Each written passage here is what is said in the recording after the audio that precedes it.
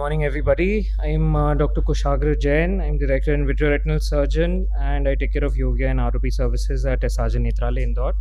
So, a very interesting topic. Thank you, Dr. Nikunj, for this topic. I'm going to discuss my journey as a vitreoretinal surgeon till now. It's been a very short journey, but I'll still discuss whatever learnings I can give from my journey. So, just how the seed of treating the vitreous got sown. So I entered my MBBS in 6600 BC, and I passed in 2017. A few people smiling here. All right. So I passed my MS ophthalmology from M&J Regional Institute of Ophthalmology in Ahmedabad, and just trying to assess what I will be doing later as a subspecialty. And the final year of my MS, I had two postings, one of cornea and one of retina, and these were the two most interesting subspecialties to me. And somehow I was very close to one of my cornea consultants. I'm sure a lot of you know her, and she just asked me once. I can see Nidhi smiling. So yeah, she just asked me once whether, what are you going to go for? Do you want to go for cornea or something? And I just told her that, I want to go for retina when I'm done with my ophthalmology. And she just looked at me and said, why not cornea? So I told her, what do you feel when you look at the cornea? So she's like, it just looks beautiful to me. So I told her I was in my retina posting just few months before I was with you, and I held a 90 diopter lens in my hand, and I saw the retina through the slit lamp, and I could feel that I'm sitting inside the vitreous cavity and I'm just looking at the retina. That's why I've put this picture. This is what I could see so up close, and I was just amazed by it. So I knew then and there that it was something like love at first sight, and I had to go for retina, and there was nothing else that I would have wanted to go for. And at this point of time, there was no other criteria in my mind, no financial things, no setup cost or any other thing that was in my mind at that point of time. I knew that this was what I wanted to do. And another thing that really helped me is consultants at M&J did give me hands-on core vitrectomy and endolaser during my MS. So that really enforced the thing. So then I really got into thinking and saying, why should retina be really considered? And these are the usual suspects that you think about when you think of a subspecialty. First of all is definitely interest. That is what starts the whole discussion.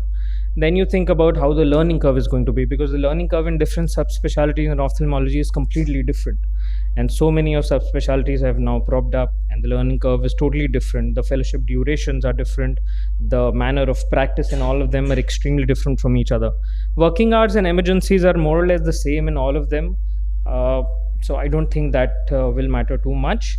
One more thing that will matter a lot is the setup cost and the return on investment, because once if you're joining an institute or a private practice, then the setup cost and return on investment is something that you don't think about. But if you want to set up your own hospital, and this is one of the major things that you will have to think about. So this is one major thing. And when it comes to retina, the setup cost, I think, is the hugest when it comes to ophthalmology. I will deal with the equipments a little later on the next slides. But yeah, the one point that was very important for me is what to think that was this the need of the hour. So I was thinking whether retina is it the right time to go for a retina practice, and it also depends on where you want to practice later on. So if you want to practice at some place where there aren't many retina surgeons, then obviously you would be motivated to take up a subspecialty, and there are not many people doing it. And fortunately or unfortunately, there were many like me who in my city have taken up retina, and then there are many retina surgeons, and there's a very healthy competition going on right now. So that's very good. So I think the last point is probably the most important thing that you will help you to decide what to take up. So now coming to the fellowship, once it was decided, now fellowship is your foundation for how you want to go about it. And obviously there is going to be some healthy competition initially. There is a battle of first. Who is going to give the first?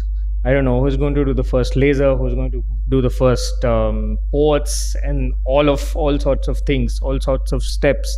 And this is a very healthy competition. And you have friends, you have fellows around you, and it's always better to learn from them, learn from your teachers.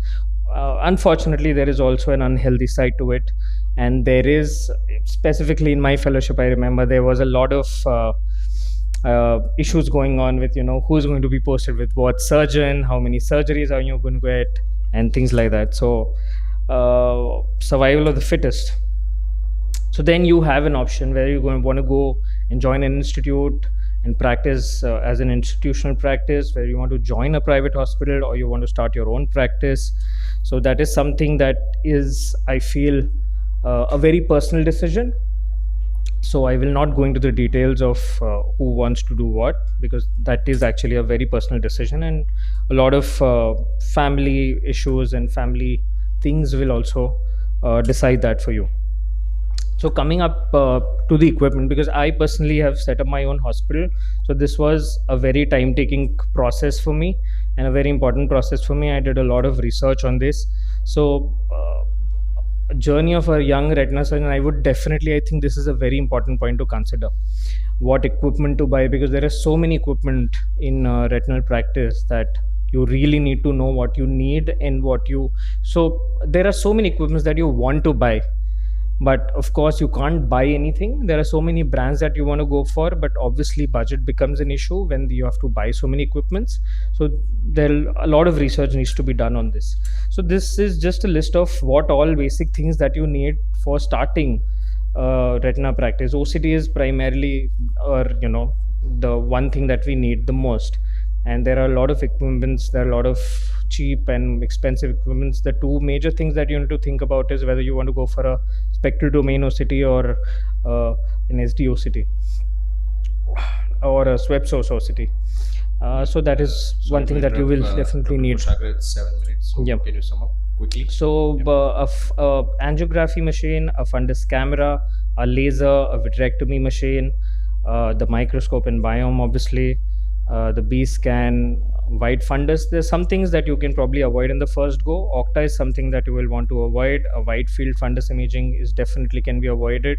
Surgical recording device, I went up for it a little late, but I think it's a very good thing to have in the beginning. So this is I just took my phone to the next level like 2 years back, and this is what my research was at that point of time. Totally haywire. So yeah, I think this is probably the last slide that I will cover. The first thing that is the most important for a retinal surgeon or for anybody is how the patient acquisition. That is probably the toughest job for us as young surgeons, right? So there are these things that matter a lot. The location of your setup, you have to show your presence, you have to meet other doctors, other endocrinologists, rheumatologists, pediatricians. You have to conduct camps. Social media is a very important tool right now. Of course, with time, mouth-to-mouth publicity happens. Advertisements right now are, everybody is doing it. And just the last slide. So these are the initial goals that you can start off with. If you take care of these 10 points, then I think you're heading into the right direction. Stick to a protocol. Whenever you're trying to treat a disease in your early years, please make a protocol for everything and just stick to it. When you stick to a protocol, you're bound to do the right thing for the patient. Don't hesitate to investigate. Initially you find it difficult to ask the patient to get an investigation done. Don't hesitate, go with it, go with your gut, trust your training. You've learned it, you've seen it, you know it, you just have to implement it. Appropriate surgical selection of cases is what Nidhi also told. It's very, very important. So surgical instrumentation has to be absolutely perfect. You're not that perfect. Your surgical instrumentation has to make up for your imperfections. Don't hesitate to ask for help. Surgical videos, you need to check and recheck and see them. Counseling is definitely the most important part. When you counsel your patients well, whatever you do, they're going to remain with you, you're going to treat them well. I'm going to skip the cases. I'm just going to end with this last thing. Ethics is knowing the difference between what you have a right to do and what is right to do. If you keep your ethics in mind in the beginning, you're definitely going to head in the right direction. And one thing that my father always told me, be true to the patient. Always remember. Thank you. Thank you so much, Dr. KUSHAGRA. That was an amazing